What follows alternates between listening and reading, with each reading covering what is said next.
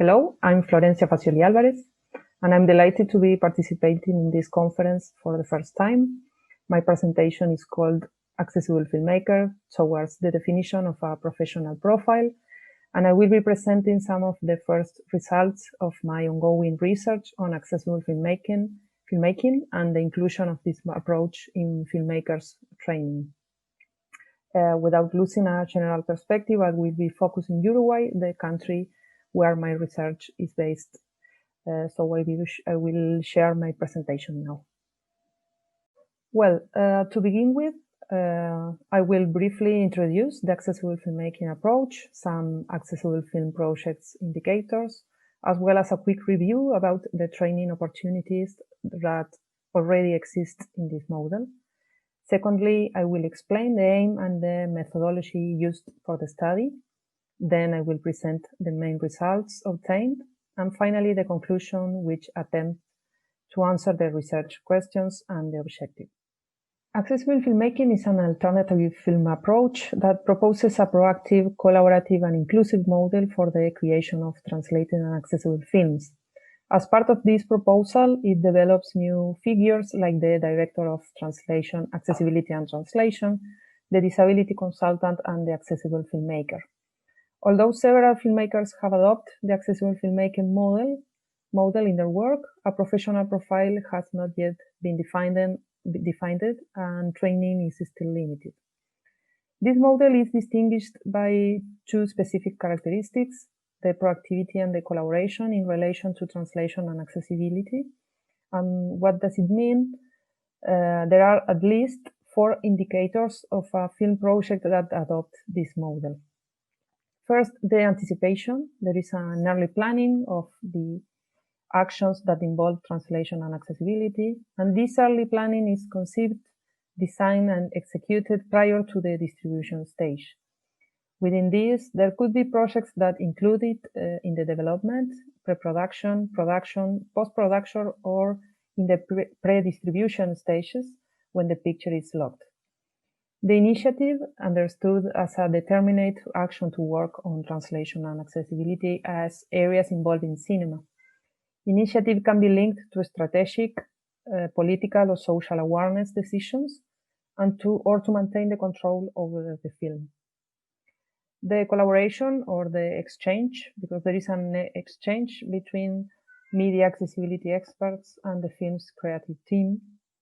This collaboration can be from specific instances to more systematic and sustained teamwork during the different production stages.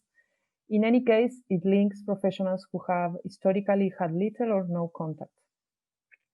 And participation of end users, which involves the inclusion of end users in the process in traditional positions like testing the accessibility modalities, or even in more challenging ones, such as the participative production of media accessibility and film. Well, Romero Fresco reports on some film postgraduate courses in Europe that are beginning to incorporate specific modules in translation and accessibility. For example, the Master of Arts in Filmmaking at Kingston University, the Film Study Masters at the University of Malta, and the Master of Arts in Film Production at the ESCAC in Barcelona.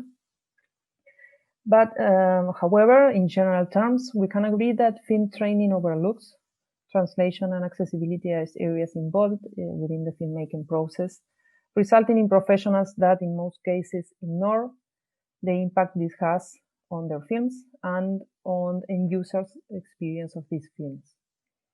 If we quickly looked at the curriculums presented on the web pages of a sample of 40 film schools from Europe and Latin America grouped in SELECT, the International Association of Film and Television Schools, we see that only 6 of them offer some specific content or course about translation and accessibility. So the field seems to be limited or absent in film training proposals.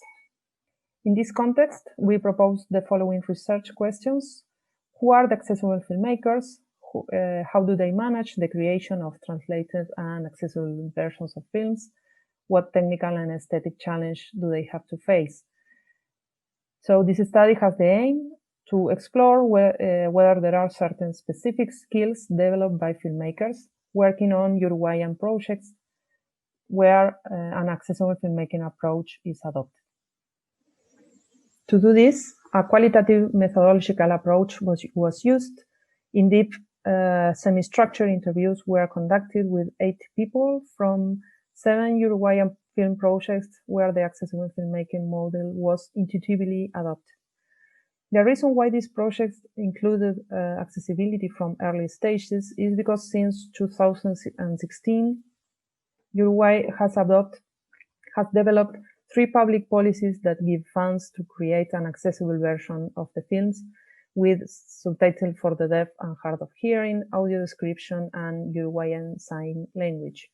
And the peculiarity of these funds is that 2 of them are awarded to films that are in the production stage, even prior to shooting, and 1 of them to films that are in the post-production process. So this has forced filmmakers to consider accessibility from inception. The total number of projects that have received these funds is 42, 14 of which are completed. A sample of 7 of these, fiction or documentary projects of national production or co-production, were selected. None of the people interviewed have had training related to translation or accessibility prior to carrying out these projects. In addition to this, Uruguay has 2 more characteristics that have impact in this area. First, a reduced film industry. Uruguayan films must seek co-production opportunities abroad to produce films and sell agents during distribution. Secondly, little to none audiovisual translation tradition.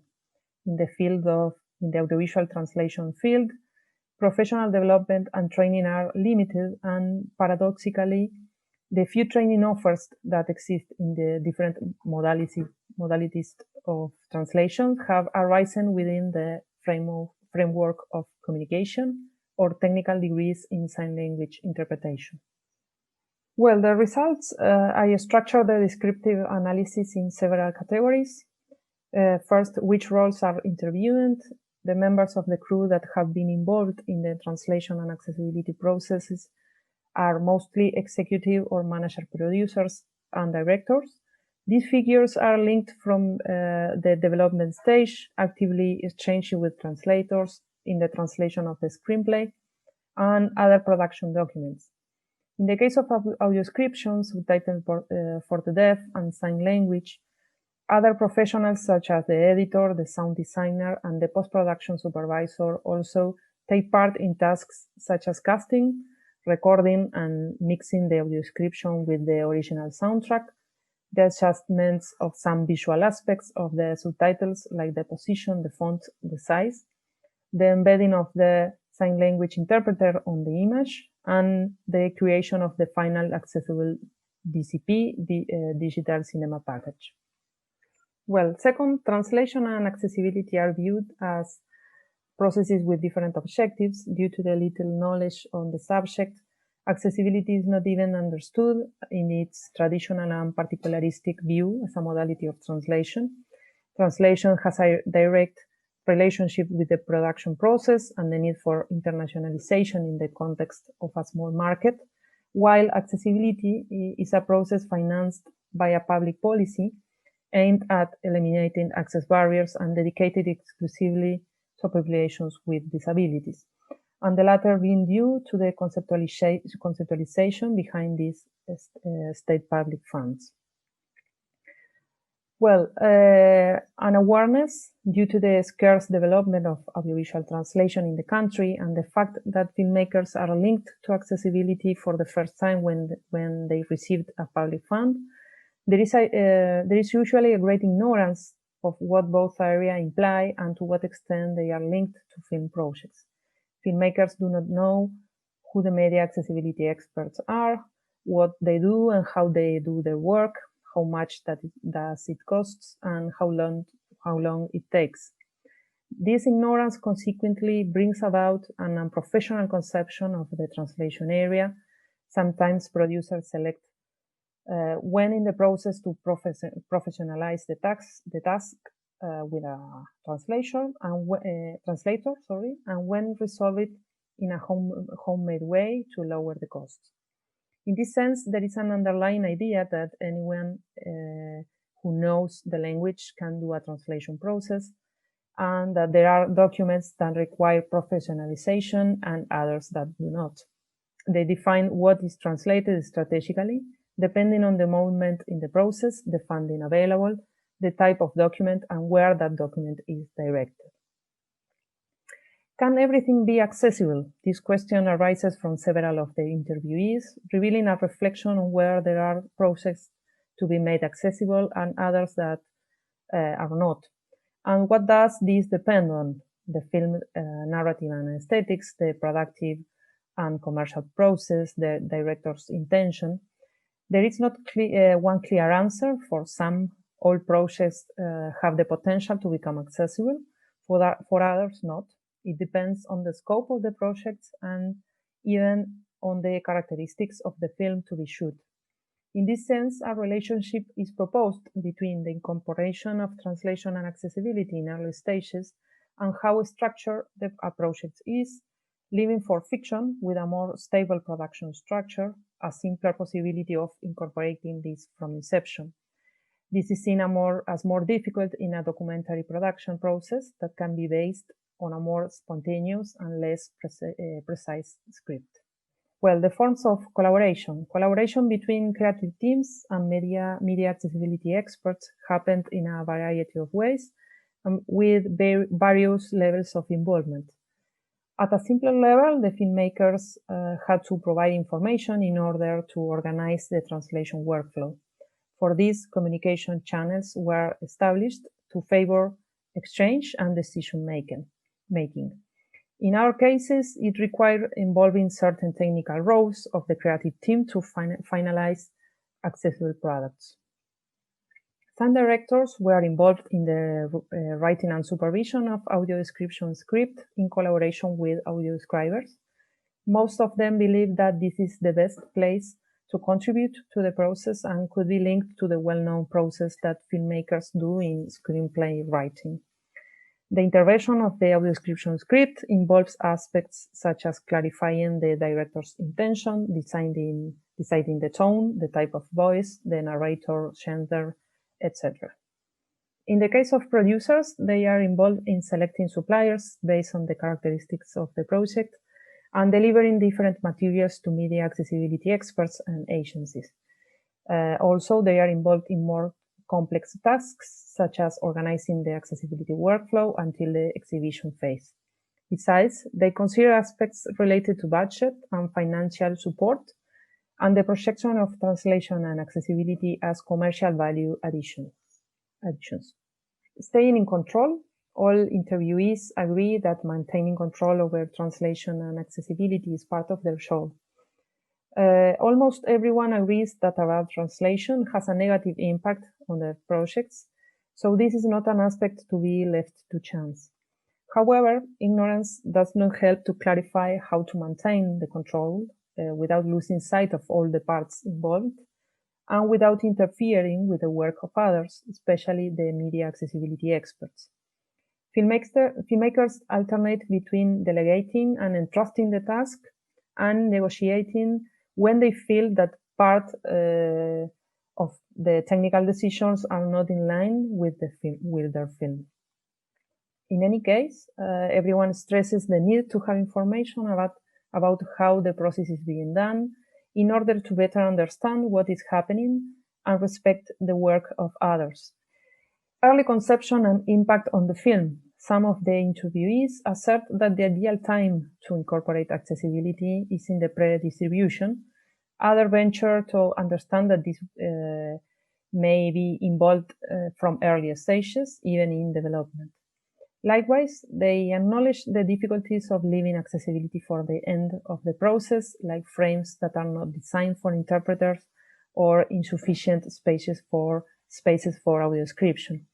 They even go ahead in proposing solutions to these difficulties that involve intervening in the shooting or editing of the film. However, they also question to what extent this way of working restricts the creativity of filmmakers, especially those who work in a more spontaneous and less planned way.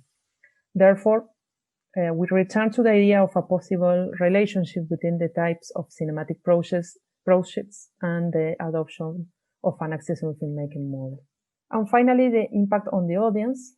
Almost all those interviewed admit their enormous lack of knowledge about how end users with and without disabilities watch movies, and how this information can be useful to them to better understand what accessibility is about and justify its incorporation into their projects. So based on these results, we could outline some skills that are present or should be present in these filmmakers. First, identify and explain the different media accessibility practices, the stages and workflow, the skills of the different professionals involved, the costs, and the national or international guidelines related. Plan and manage technical, human, and financial resources to carry out accessibility within the film project. Execute sound and visual technical aspects of accessibility within the film.